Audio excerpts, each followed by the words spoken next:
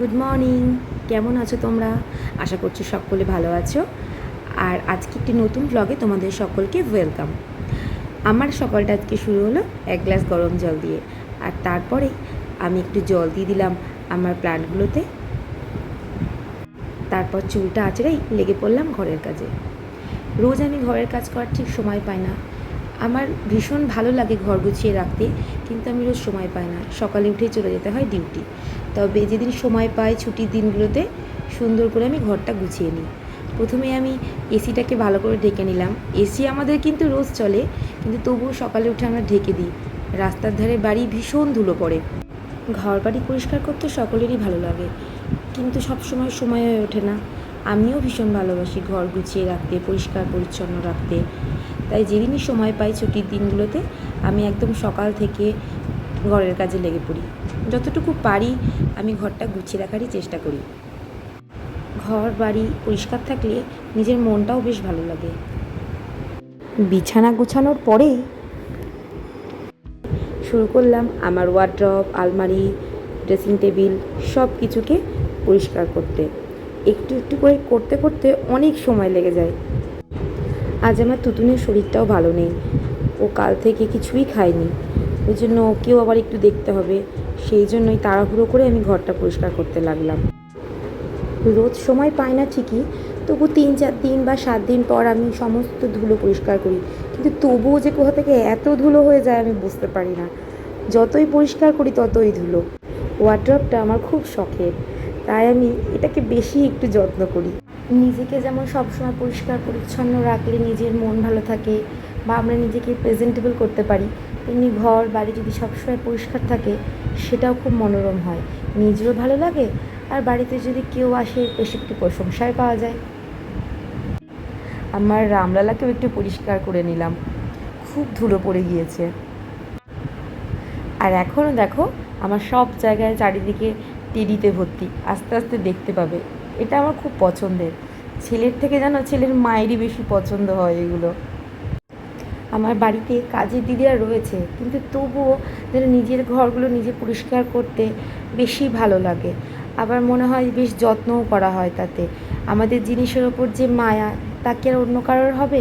নিজের জিনিসের উপর মায়াটা অনেক বেশি হয়, তাই আমরা একটু যেন বেশি যত্ন করি এগুলোকে।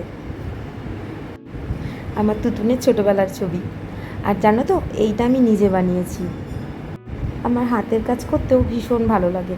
আমি টুকটুক করে অনেক কিছুই বানাই, আর সেগুলোকে তাই বেশিই যত্ন করি। নিজের কাজ তো। তুতুন এবার ঘরে চলে এসেছে। ঘর তো ঠাড়া হয়ে গেল, আর ওকে একটু চিনি লবণ দিয়ে শরবত করে দিলাম। জোর করেই খাওয়ালাম, খেতে চায় না এগুলো, কিন্তু তবুও খেতে হবে। পেটেরই প্রবলেম হয়েছে একটু। আমার এই পরিষ্কারের কাজ করতে করতে প্রায় 9টা বেজে গেল। তখন আমি বললাম, কি খাবি? বলে আমি কিচ্ছু খাবো না। তা কি আর চলে? আমি একটু আতপ চালের ভাত বানিয়ে নিলাম। আতপ চালের ভাতটা খেতে একটু ভালোবাসে, কিন্তু আজকে খেতে চাইছিল না, তবুও জোর করেই আমি বানালাম। চল দুজন মিলে একসঙ্গে একটু করে খেয়ে নেব। আজকে তোর পেটটা ঠিক নেই, পেটটা ঠিক হোক তখন আমি অন্য কিছু বানিয়ে দেবো। বাচ্চাদের শরীর টরীর খারাপ হলে না কিচ্ছু ভালো লাগে না, তখন মনে হয় যে কিছুই যেন ভালো লাগছে না। কাল থেকে কিছু খাইনি বলে ওর শরীরটা একটু বেশি খারাপ করছে। খেলে হয়তো একটু ঠিক লাগবে। ভাতটাও দেখছি হয়ে গেছে। তারপর আমি ভাতটা বেড়ে নিয়ে ওকে খাওয়াতে গেলাম। ও মা, খাওয়াতে গিয়ে দেখি কি অবস্থা! এ তো একেবারে ঘুমিয়ে রয়েছে। কীভাবে শুয়ে রয়েছে দেখো। আমি ডাকলাম, তারপরে উঠে জোর করেই এক প্রকার খাওয়ানো হলো। খেতে চাইছে না কিছুতেই। দিয়ে আমি বললাম, খেয়ে নে, দিয়ে একটু স্ট্রং হয়ে যা। তারপরে ওই কুটুকে নিয়ে গিয়ে ও তখন থেকে চিৎকার করছে আসার জন্য। এই দেখো হাজির আমার কুটু বুড়ি। আর কুটুকে দেখেই তুতুন একবারে ফিট। এই বাচ্চারা না আমাদের বাড়িতে আসতে বেশ ভালোবাসে, আমাদের সঙ্গে থাকতে বেশ ভালোবাসে। এই কুটুর মা আমার বন্ধুই বলতে পারো। আমাকেও কাকিমা বলে, কিন্তু ও আর আমি খুব ক্লোজ। তোমাদের সাথেও আলাপ করিয়ে দেবো। দেখো দুটোতে মেলে কি শুরু করেছে। আর তুতুন কিন্তু এখন একদম সুস্থ হয়ে গেছে। ওর